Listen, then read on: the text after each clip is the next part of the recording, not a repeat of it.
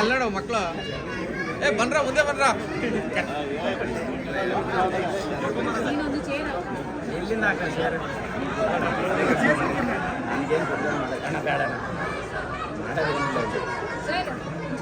ಈ ಕಡೆ ಬಣ್ಣ ಅಣ್ಣ ನೀವು ಆರಾಮಾಗಿ ಹಿಂದೆ ಬನ್ನಿ ಅಣ್ಣ ಇಲ್ಲಿ ಯಾರು ಇಲ್ಲ ಮೀಡಿಯಾದವ್ರನ್ನ ಬಿಟ್ರೆ ಫ್ಯಾನ್ಸ್ ಇದ್ದಾಗ ಹೋಗಿ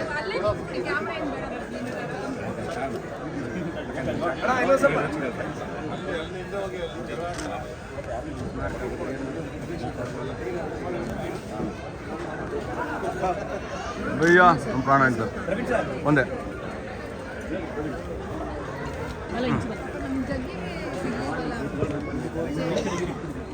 ಅಣ್ಣ ಒಂದೊಂದು ಚೇರ್ ತರ್ಸಮ್ಮ ಅಲ್ಲಿ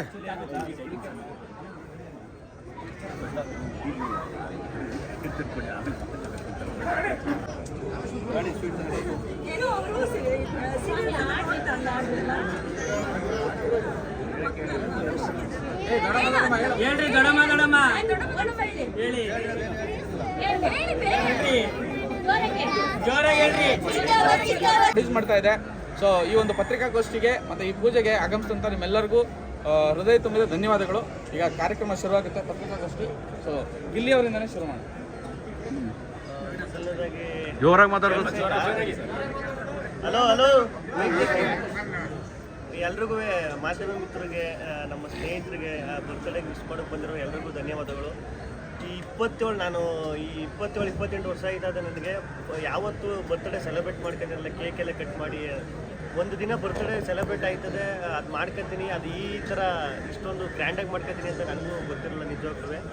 ಆ 2 ಬರ್ತ್ಡೇ ಒಂದು ಖುಷಿ ಆದರೆ, ಇನ್ನೊಂದು ನಮ್ಮ ಪಳಾರ್ ಅಂತ ಸಿನಿಮಾ ಅನೌನ್ಸ್ಮೆಂಟು, ಅದ್ರ ಮುಹೂರ್ತ, ಅದು ಇನ್ನೂ ತುಂಬ ಖುಷಿ ತಂದು ಕೊಟ್ಟಂಥ ವಿಚಾರ. ಇನ್ನೊಂದು, ಇದೇ ದೇವಸ್ಥಾನದಲ್ಲಿ ಯಾಕೆ ಮಾಡಬೇಕು, ಯಾಕೆ ಇದೇ ದೇವಸ್ಥಾನದಲ್ಲಿ ಮಾಡಬೇಕು ಅಂದ್ಕೊಂಡು ಅಂದರೆ, ನಾನು ಮುಂಚೆ ಇದೇ ಏರಿಯಾದಲ್ಲಿ ಇದ್ದಿದ್ದು.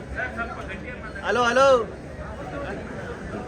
ನಾನು ಇದೇ ಏರಿಯಾದಲ್ಲಿ ಅಂದರೆ ನಮ್ಮ ಬಂಡಿಕಾಳಮ್ಮನ ದೇವಸ್ಥಾನದಲ್ಲೇ ಈ ಮುಹೂರ್ತನ ಏನಕ್ಕೆ ಮಾಡಬೇಕು, ಈ ದೇವಸ್ಥಾನದಲ್ಲೇ ಮಾಡಬೇಕು ಅಂದರೆ, ನಾನು ಮುಂಚೆ ಇದ್ದದ್ದು ಇದೇ ಏರಿಯಾ. ಆಮೇಲೆ ಬಂಡಿಕಾಳಮ್ಮನ ಈ ದೇವಸ್ಥಾನದಲ್ಲಿ ಮಾಡಿದ್ರೆ ಸಕ್ಸಸ್ ಆಯ್ತದೆ, ಆಮೇಲೆ ಆ ತಾಯಿ ಆಶೀರ್ವಾದ ಇದ್ದರೆ ಒಳ್ಳೇದಾಯ್ತದೆ ಅನ್ನೋದು ಒಂದು ಉದ್ದೇಶ. ಅದಕ್ಕೆ ಎಲ್ಲ ಪ್ರೊಡ್ಯೂಸರ್ಸು,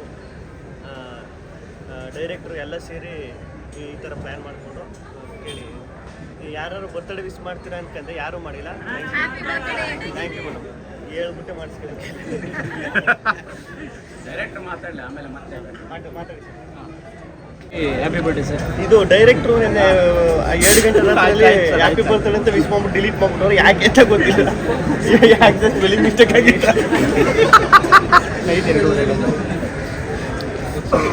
ಜೋರಾಗಿ ಮಾತಾಡ್ಬೇಕು ಡೈರೆಕ್ಟ್ರೆ. ಅಯ್ಯೋ, ನಾವು ಕಮ್ಮಿ ವಾಯ್ಸ್ ಮಾತಾಡೋದು. ಅದರಿಂದಾಗಿ ಈಗ ಇವತ್ತು ಪ್ರಾರಂಭ ಮಾಡಿದ್ದೀವಿ ಮುಹೂರ್ತ. ಪಳಾರಂತ ಟೈಟ್ಲು ತುಂಬ ಖುಷಿ ಆಗ್ತಿದೆ. ಗಿಲ್ಲಿ ನಟ ಅವ್ರನ್ನ ನನ್ನ ಏನು ಕಾಮಿಡಿ ಸ್ಟ್ರೆಂತ್ ಇದೆ, ಹ್ಯೂಮರು, ಅದಕ್ಕೆ ಪೂರಕವಾಗಿ ಸುಮಾರು 4-5 ತಿಂಗಳು ಇನ್ನೂ ಇನ್ನು 4-5 ತಿಂಗಳು ಕೂತ್ಕೊಂಡು ಜೊತೆಲಿ ವರ್ಕ್ ಮಾಡಿದ್ವಿ. ಸ್ಕ್ರಿಪ್ಟ್ ವರ್ಕೆಲ್ಲ ಕಂಪ್ಲೀಟ್ ಆಗಿದೆ. ಸೊ ಇವತ್ತು ಪೂಜೆ ಮಾಡಿ ಸ್ಟಾರ್ಟ್ ಮಾಡ್ತಾ ಇದ್ದೀವಿ. ಮುಂದಿನ ದಿನಗಳು ಎಲ್ಲ ಡೀಟೇಲ್ಸ್ ನಿಮ್ಗೆ ತಿಳಿಸ್ತೀವಿ. Thank you sir. ಈಗ ಬಿಗ್ ಬಾಸ್ ಅಲ್ಲಿ ಇದ್ದಾಗಲೇ ಪಳಾರ್ ಗಿಲ್ಲಿ ಅಂತಾನೆ ಅದು ಫೇಮಸ್ ಆಗಿರೋದು. ಈ ಕಥೆ ಏನಕ್ಕೆ ಸಂಬಂಧಪಟ್ಟಿರೋದು ಅಂದರೆ ನಮ್ಮ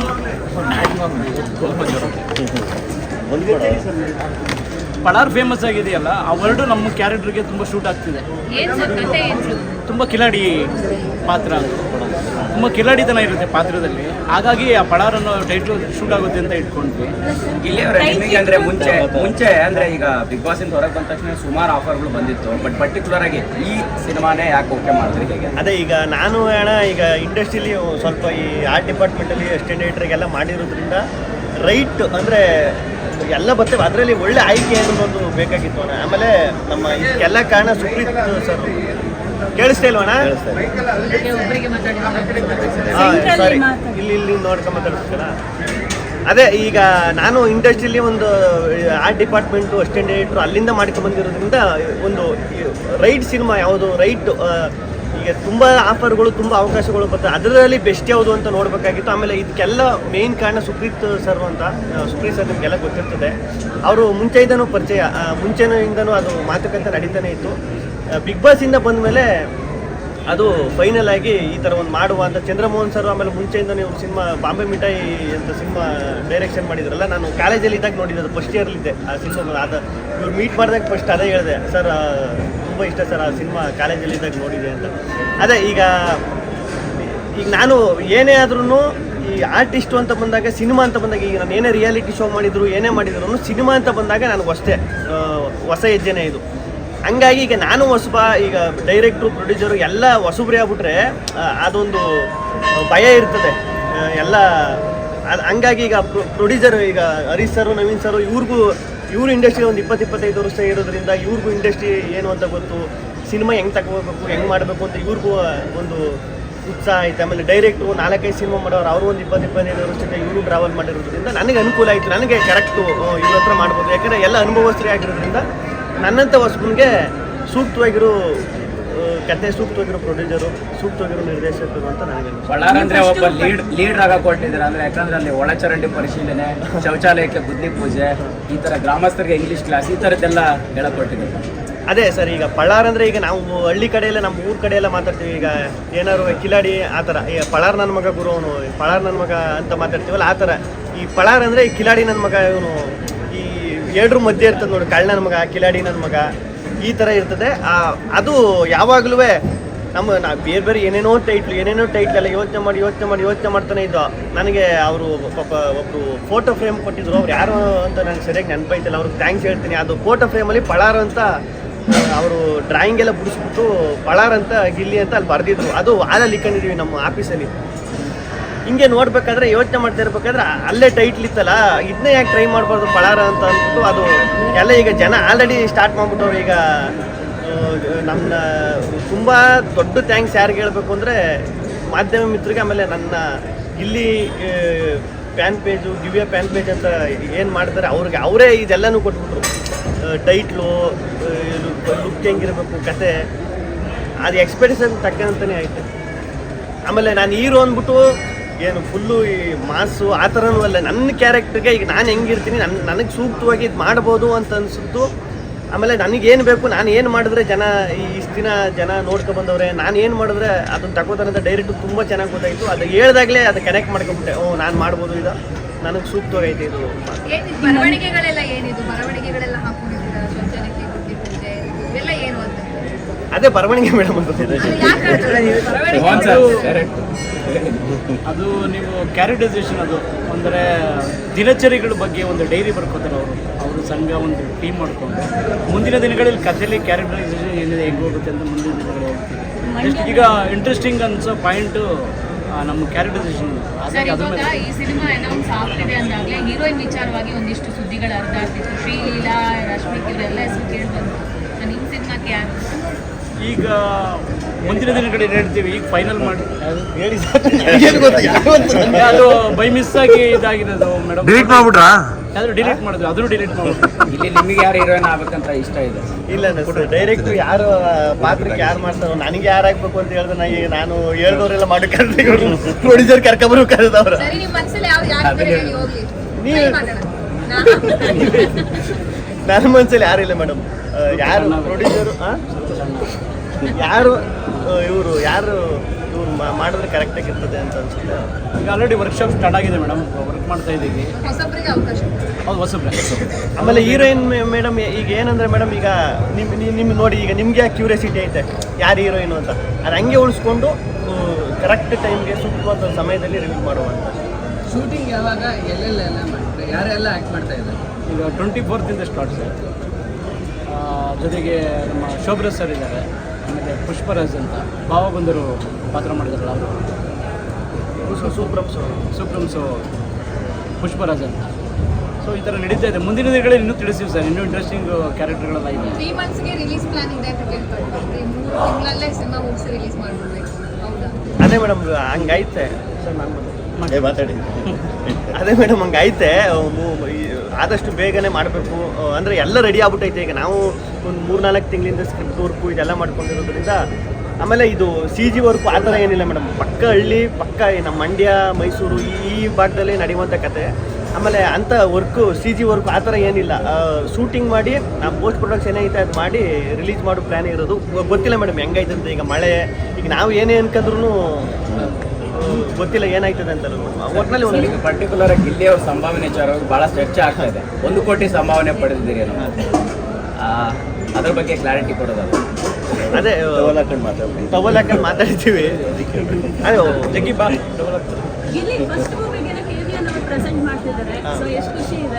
ಅದೇ ತುಂಬ ಖುಷಿ ಮೇಡಮ್, ನಿಜವಾಗ್ಲೂ ಅದು ಒಂದು ದೊಡ್ಡ ಸ್ಟ್ರೆಂತ್ ಅಂತ ಹೇಳ್ಬೋದು. ಈಗ KVN ಸಂಸ್ಥೆ ಎಲ್ರಿಗೂ ಗೊತ್ತೀಗ ನಮ್ಮ ಇಂಡಿಯಾದಲ್ಲಿ. KVN ಸಂಸ್ಥೆ ಅಂದರೆ ಈಗ ಗೊತ್ತಿಲ್ಲದೆ ಎಲ್ಲ ಇದರಲ್ಲೂ ಸಿನಿಮಾ ಮಾಡಿರೋದ್ರಿಂದ ನನಗೆ ದೊಡ್ಡ ಪ್ಲಸ್ ಆಯ್ತು ಅದು. KVN ಸಂಸ್ಥೆಯವರು ಇಷ್ಟು ಸಪೋರ್ಟ್ ಮಾಡ್ತಿರೋದು. ವೆಂಕಟ್ ಸರ್ಗೆ ತುಂಬ ಥ್ಯಾಂಕ್ಸ್. ಸರ್, ಇವಾಗ ಹೇಳ್ದಂಗೆ 1 ಕೋಟಿ ಸಂಭಾವನೆ ತಗೊಂತಾ ಇದ್ದೀರಾ ಇಲ್ವಾ? ಏನು ಮೇಡಮ್ ಸಂಭಾವನೆ ಬಗ್ಗೆ ಒಂದು ಕ್ಲಾರಿಟಿ ಇಲ್ಲ. ಒಟ್ಟಿನಲ್ಲಿ ಮಾತಾಡಿದ್ದೀವಿ, ಅದೇ ಟವಲ್ ಹಾಕೊಂಡು ಮಾತಾಡೋದಲ್ಲ ಮೇಡಮ್, ಅಷ್ಟೇ. ಗಿಲ್ಲಿಯವರೇ ಬಿಗ್ ಬಾಸ್ ಆದಮೇಲೆ ಸಿಕ್ಕಾಪಟ್ಟೆ ಪ್ರಾಜೆಕ್ಟ್ ನಿಮ್ಗೆ ಮಾತಾಡ್ತಾರೆ, ಪರ್ಟಿಕ್ಯುಲರ್ ಈ ಪ್ರಾಜೆಕ್ಟ್ನ ಏನು? ಅದೇ ಹೇಳಿದ್ನಲ್ಲ ಮೇಡಮ್, ಈಗ ನಮ್ಮ ಕ್ಯಾಮ್ರಾಮನ್ ಸರ್ ಚಂದ್ರಶೇಖರ್ ಸರ್ ಅಂತ, ಮೋಸ್ಟ್ಲಿ ಪಕ್ಕ ಪರಿಚಯ ಇರಲ್ಲ, ಬಟ್ ಸೂಪ್ರಮ್ಸು ಅಂತ ಸಿನಿಮಾ ಬಂತಲ್ಲ ಮೇಡಮ್, ತುಂಬ ಹಿಟ್ಟಾಯ್ತಲ್ಲ ಆ ಕ್ಯಾಮ್ರಾಮನ್. ಆಮೇಲೆ ಇವ್ರಿಗೂ ನನಗೂ ನಂಟು ಹೆಂಗೆ ಅಂದರೆ, ಯುವರತ್ನ ಸಿನಿಮಾದಲ್ಲೂ ವರ್ಕ್ ಮಾಡೋರೆ ಸರ್. ನಾನು ಯುವರತ್ನ ಸಿನಿಮಾದಲ್ಲಿ ಆರ್ಟ್ ಡಿಪಾರ್ಟ್ಮೆಂಟು. ನಾನು ಬಂದಾಗ ಫಸ್ಟ್ ಆಫೀಸಿಗೆ ಬಂದಾಗ ಸರ್ ಎಲ್ಲೋ ನೋಡೋನಿಲ್ಲ ಅಂತ ನಾನು, ನಮ್ಮ ಸೋಮಣ್ಣ ಮಾಚಿಮಾಡ ಸರ್ ಇದ್ರು ಗೊತ್ತಾ, ಸೇಮ್ ಅವ್ರ ಥರನೇ ಅವರು ಒಂಚೂರು. ನಾನು ಮೋಸ್ಟ್ಲಿ ಅದಕ್ಕೆ ಹಂಗೆ ಅನ್ನಿಸ್ತಾ ಇರ್ಬೋದೇನೋ, ಅವ್ರು ನೋಡಿದ್ದೀನಲ್ಲ ಅದಕ್ಕೆ ಹಂಗೆ ಅನ್ನಿಸ್ತಾ ಇರ್ಬೋದೇನೋ ಅಂದ್ಬಿಟ್ಟು ಫೋಟೋ ಎಲ್ಲ ತೋರಿಸ್ದೆ. ಆಮೇಲೆ ಹಿಂಗೆ ಮಾತಾಡ್ತಾ ಇರ್ಬೇಕಾದ್ರೆ ಸರ್ರು ಈ ಫ್ಲೋರಿ ಹಿಂಗೆ ಮಾತಾಡ್ತಾ ಇರ್ಬೇಕಾದ್ರೆ ಹೇಳಿದ್ರೆ, ಲೊಕೇಶನ್ ಎಲ್ಲ ಪ್ಲ್ಯಾನ್ ಮಾಡ್ತಾ ಇರ್ಬೇಕಾದ್ರೆ, ಇಲ್ಲ ಸರ್ ಯುವರತ್ನ ಸಿನಿಮಾ ಮಾಡ್ತಿದ್ದೆ, ಸೆಟ್ ಕೆಲಸ ಮಾಡ್ತಿದ್ದೆ ನಾನು, ಅಲ್ಲೊಂದು ಲೊಕೇಶನ್ ಐತೆ ನೋಡುವ ಅಂತ ಮಾತಾಡ್ಬೇಕಾದ್ರೆ ಇವರು ಸರ್ರು ನೀವು ಮಾಡಿದಿರ ಅದ್ರಲ್ಲಿ ವರ್ಕ್? ಹ್ಞೂ ಸರ್, ನಾನು ಆ ಡಿಪಾರ್ಟ್ಮೆಂಟಲ್ಲಿ ಕೆಲಸ ಮಾಡ್ತಿದ್ದೆ ಅಂದಾಗ ನಾನು ಅದ್ರಲ್ಲಿ ವರ್ಕ್ ಮಾಡಿದ್ದೆ. ಆಮೇಲೆ ಫೋಟೋ ಎಲ್ಲ ನೋಡಿದ್ಮೇಲೆ ಗೊತ್ತಾಯಿತು ನಾವಿಬ್ರು ನಮಗೆ ಗೊತ್ತಿಲ್ದಂಗೆ ಸಿನಿಮಾದಲ್ಲಿ ವರ್ಕ್ ಮಾಡಿದ್ದೀವಿ ಅಂತ. ಈಗ ಡೈರೆಕ್ಟರ್ ಏನ್ ಗೊತ್ತಾ, ಇವರಿಬ್ರು ಜೋಡಿ ಬಿಗ್ ಬಾಸ್ ಅಲ್ಲಿ ಕಾವ್ಯ ಮತ್ತೆ ಇವ್ರ ಜೋಡಿ ತುಂಬಾ ಹಿಟ್ ಆಯ್ತು, ಅವ್ರನ್ನೇ ಹೀರೋಯಿನ್ ಮಾಡ್ಕೋಬಹುದಿತ್ತಲ್ವಾ ಅಂತ. ಅದೇ ಮೇಡಮ್, ಹೇಳಿ ಸರ್. ಆಪ್ಷನ್ ಇದೆಯಾ, ಸಾಧ್ಯತೆ ಇದೆಯಾ ಸರ್?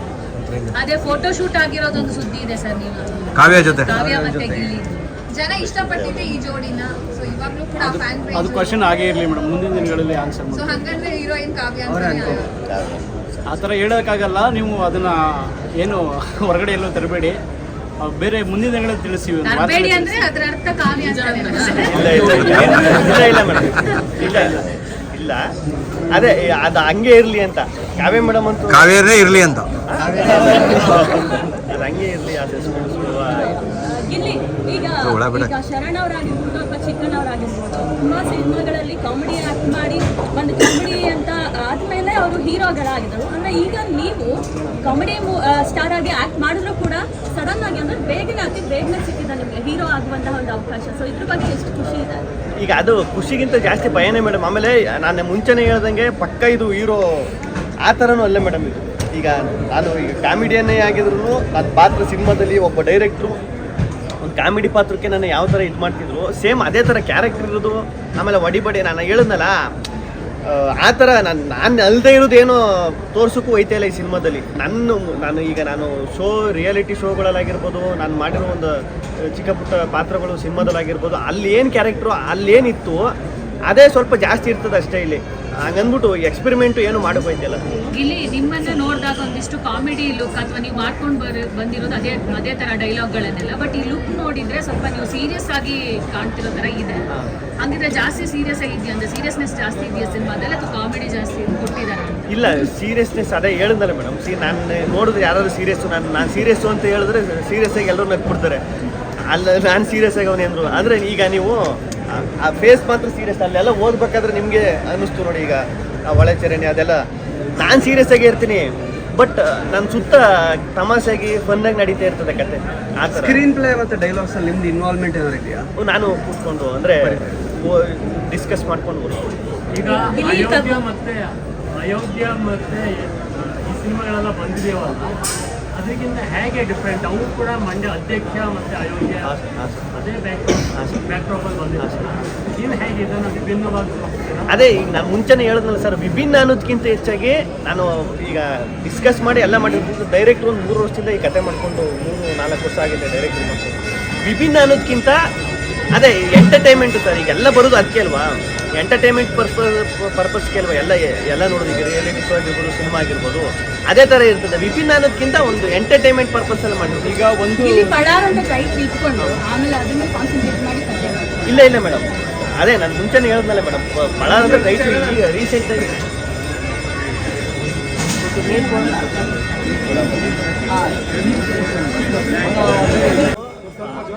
ಟೈಟ್ಲನ್ನ ಅಲ್ಲೇ ಇಟ್ಕೊಂಡು ನಾನು ರೀಲ್ಸಲ್ಲಿ ಇದರಲ್ಲೇ ನೋಡ್ಬೇಕಾದ್ರೂ ಅದು ಬರ್ತಾನೆ ಇತ್ತು ಪಳಾರ್ ಅನ್ನೋದು. ಆಮೇಲೆ ನಮ್ಮ ಸುತ್ತಮುತ್ತನೇ ಇತ್ತು, ಬಟ್ ನಾವು ಬೇರೆ ಟೈಟ್ಲು ಬೇರೆ ಏನು ಮಾಡ್ಬೋದು ಅಂತ ಬೇರೆ ಎಲ್ಲ ಯೋಚನೆ ಮಾಡ್ತಿದ್ದೋ. ಇನ್ನೊಂದು ನಮ್ಮ ಭರ್ಜರಿ ನಿರ್ದೇಶಕರು ಚೇತನ ಸರ್ ಅವರಲ್ಲ, ಚೇತನನ ಅವರು ಹೇಳಿದರು. ಆಮೇಲೆ ಅದೇ ಟೈಮ್ಗೆ ನಮ್ಮ ಆಫೀಸಲ್ಲಿ ಹೇಳಿದ್ನಲ್ಲ, ಫೋಟೋ ಫ್ರೇಮಲ್ಲಿ ಪಳಾರ್ ಅಂತ ಇತ್ತು. ಅದೆಲ್ಲ ಅಟ್ ಎ ಟೈಮ್ ಸಿಂಕ್ ಆಗ್ಬಿಡ್ತು ಅಷ್ಟೇ. ಇದನ್ನೇ ಇಟ್ಕೊಂಡ್ರೆ ಎಲ್ಲರೂ ಇದೇ ಇರಲಿ ಅನ್ನೋ ಥರ. ನಿಮ್ಮ ಟೈಟಲ್ ನೀವೇ ಇಟ್ಕೊಂಡಾಗಾಯ್ತು. ಬಿಗ್ ಬಾಸ್ ಅಲ್ಲಿ ಪಳಾರ್ ಗಿಲ್ಲಿ ಅಂತ ನೀವು ಇಟ್ಕೊಂಡಿದ್ರಿ.